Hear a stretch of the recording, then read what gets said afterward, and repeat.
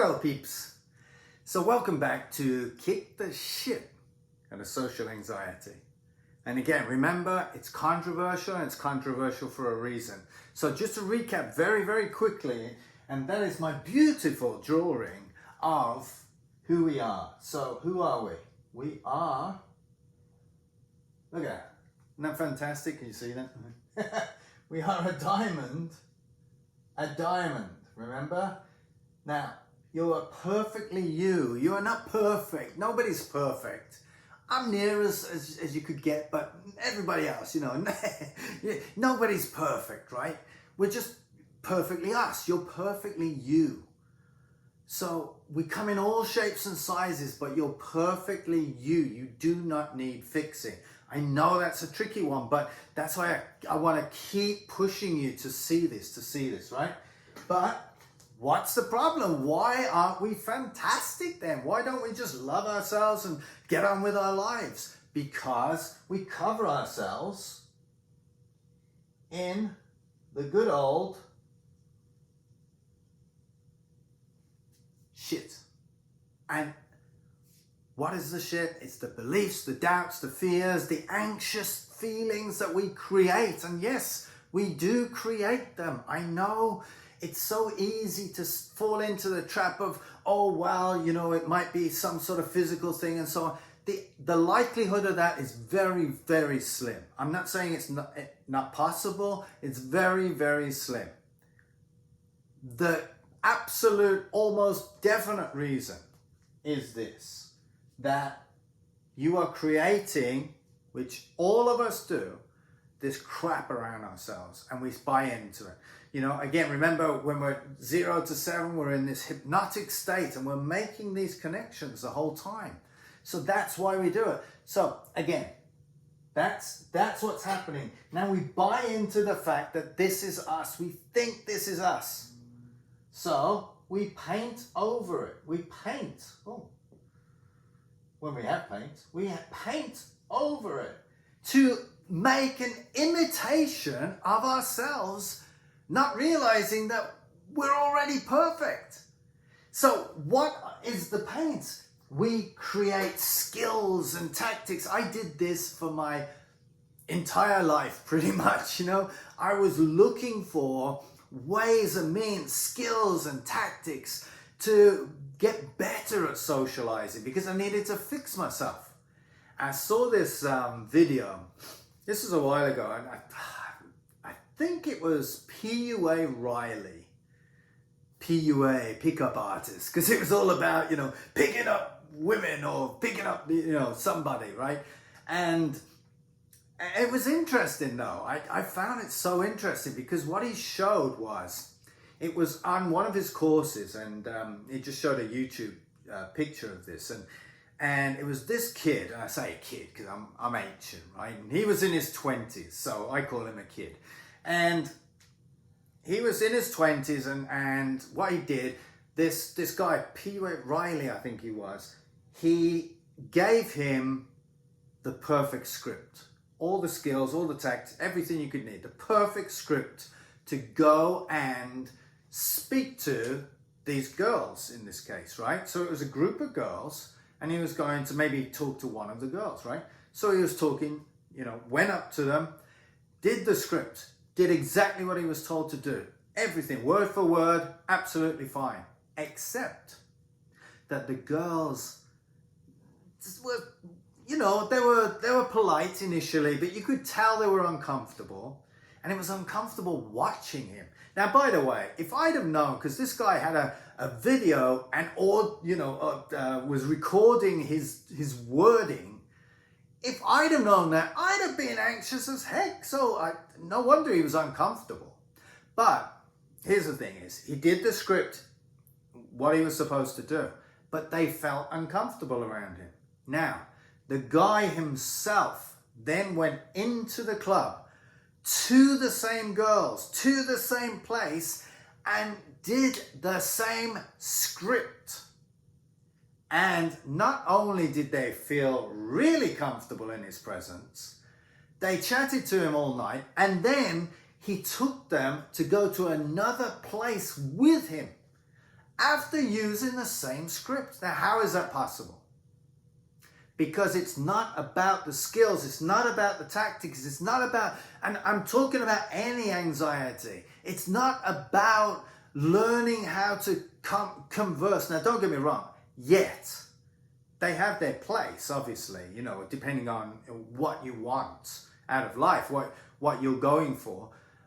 But that is not your concern at the start. The first concern, or I don't want it to be a concern, the first thing is to get rid of this anxiety, because this anxiety is not serving you. A lot of the times we think, you know, I'm anxious, so it's telling me, it's my you know, survival mechanism kicking in. And yes, it is, but it's not telling you that there's something external that you need to focus on. It's telling you, it thinks it is, but it's telling you that you're thinking that there's something external that you need to focus on. That's negative, right? This is what we want to break. You almost never feel fear. Hear me out on that. Pure fear. Because what we talk about in terms of fear is not pure fear. What we talk about is worry, anxiety, you know, doubt, all these sorts of things. These are made up, illusionary things that we activate our fight or flight. Remember the sympathetic, so your fight or flight or freeze. That's what we're doing. We're activating it when it's not needed. Remember, we don't want to activate this. Your fight or flight will activate if you are in imminent danger. You can guarantee that you don't need to activate your fight or flight. It will activate when necessary. Absolute. And I can tell you many, many stories on that. And as you know, in the book, there are a couple of stories about that. So you do not need to activate it, so it's a complete waste of your time. But what's the thing there? Why are we doing this? There was a great quote, and hopefully I get it right. It's like, I am not who you think I am. I am not who I think I am. I am who I think you think I am.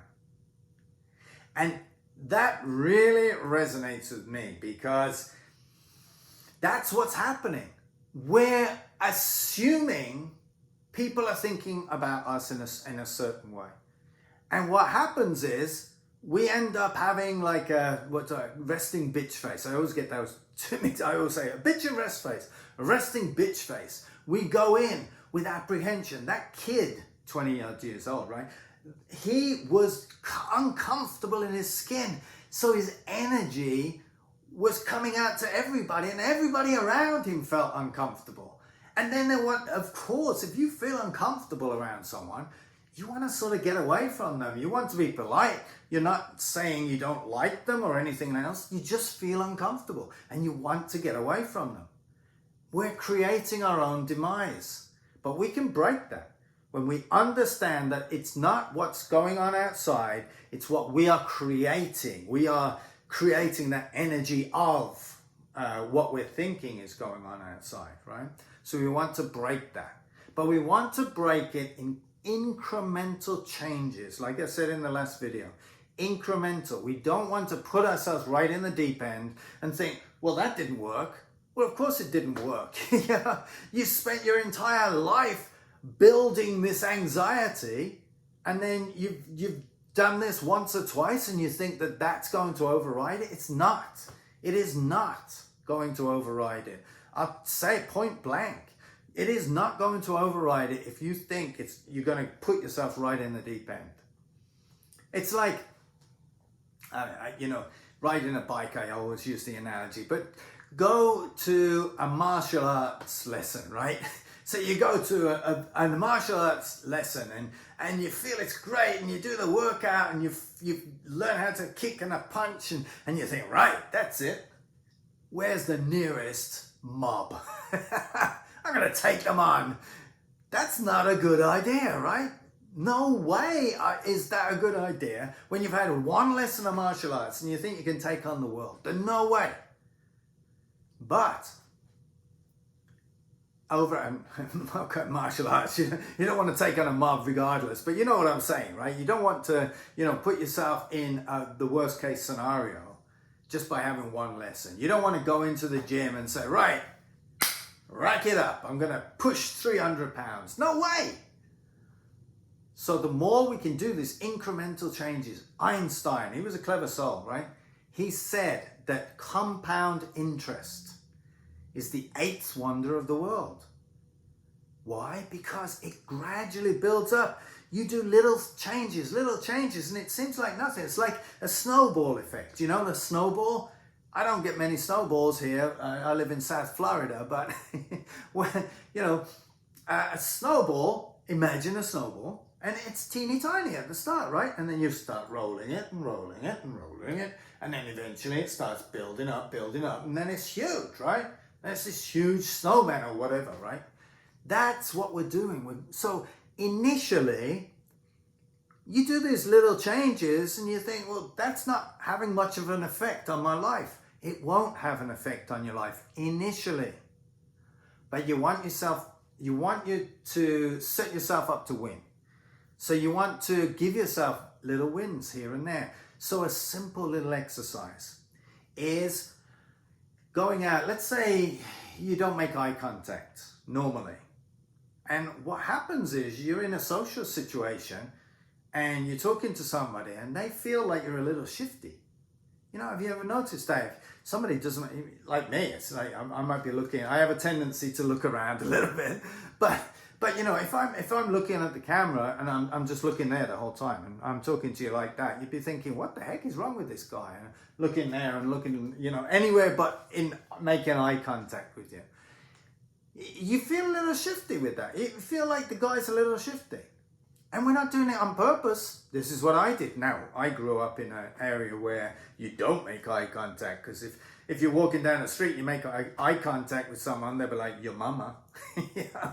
So it's not a good idea, but I had to gradually teach myself to do that. But again, incremental, remember, incremental changes. So go for a walk where normally you wouldn't make eye contact with people. Just say good morning if it's a morning. If it's afternoon, say good afternoon. Or whatever, right? Or you don't even have to talk to someone. You could just nod, say hi. Or just make eye contact for a split second. Just look and then look away.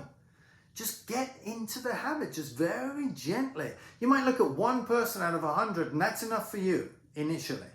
Or you might just go for a walk and just naturally connect with each person. Not big conversation or anything like that, just to make eye contact. That's a great exercise to start with. If that's too easy, go on to something else. Start a conversation in a coffee shop. Start whatever it is. But go to your incremental change. Set yourself up to win. Each day, you're making those snowball effects. Snowball effects. Now, the other part is that we get into the idea. Now, listen, positive thinking, right? Now, positive thinking is obviously better than negative thinking. But here's the thing is, what is anxiety? An overwhelm, isn't it? It's an overwhelm. It's like if you go into a crowded place and there's just so much noise. To this day, I don't like that. And I tend to take myself out of it, but not because I'm anxious or anything. It's just I don't like it. But I used to get really anxious in situations like that. Now it's overwhelm of the mind. Now think about it, right? Imagine here's one I made earlier. Imagine your mind. This is your head, right? And imagine your mind is like a snow globe, right? And in here, you see all these things. This is the thoughts, the negative thinking that's going around in your mind, right? And you're overwhelmed. Now imagine you start to say, okay, I better change from negative thinking to positive thinking. And you're adding, albeit positive, more snow in your snow globe. What happens? More overwhelm. Now don't get me wrong, it's better the negative thinking, but it doesn't necessarily get you out of that state. What's the key? The key is to let those thoughts subside. And it may take some time. In fact, your fight or flight takes up to 5 minutes to slow down. So it's not going to be instantaneous, because you still got that adrenaline, you still got all those chemicals going through your system. So it takes a little time to slow down. But if you can keep, I've got this class of 2022, it's obviously not me, but if you can keep yourself in nose breathing, remember? Do the nose breathing, start to calm your mind. You see, here's the thing is, the only thought that has any power over you, and basically that's how we live, is through our thinking, right? The only thought that has any power over you is the one you give attention to. You have thousands, hundreds of thousands of thoughts, possibly millions over your lifetime of thoughts, and you didn't necessarily react to them. Or you might have had have you ever had a thought where you're like, whoa, where did that come from? But you never thought anything of it, you just let it go, right? Well, that's because it has no power over you if you don't give it energy, if you don't give it your attention. So what we want to do is take the hooks off of any thoughts that are not serving us. That's easier said than done, I appreciate. And like I said, incremental changes. You don't want to do this, well you do, but you don't want to expect this to work if you haven't practiced it right in the midst of a big panic situation. But you want to start practicing this now. Any thoughts that you don't want, take your attention away from it. Now, not ignore. Because if you're ignoring it, it's like this, right? You sort of, you know it's there, right? You know it's there. It's like, I'm trying to like take this, this dot out of here because I got the light shining on me. So I keep going like this the whole time. And you know, if I'm ignoring it, it doesn't go away, right? But if I've got no, it's not a big deal. Now I've told you about it, but it's not really a big deal to me. It has no power over me, you see. Again, incremental change, so start slowly with something simple. Simple little negative niggles that get you, and just take your attention off of it. Just imagine that snow globe. Imagine like this. Imagine this as your head. So you're feeling a little overwhelmed over something trivial. And you imagine your head like the snow globe, and you just picture your head and the thoughts starting to slow down so that it comes to a clear mind. And even if you just slow it down a little bit over a period of time, that's going to make a massive, massive difference. So there's a simple exercise. Nose breathing, of course, always. Tongue to the roof of the mouth as much as you can. Nose breathing always. Obviously, if you're talking, you can't, but you know what I mean. And think about that snow globe. Slowing it down. Now, make those incremental changes. Start to take action, but slow and precise action. Remember this. Now, it's usually taught, and I was taught, take massive action. Well, massive action ends up with a massive resistance.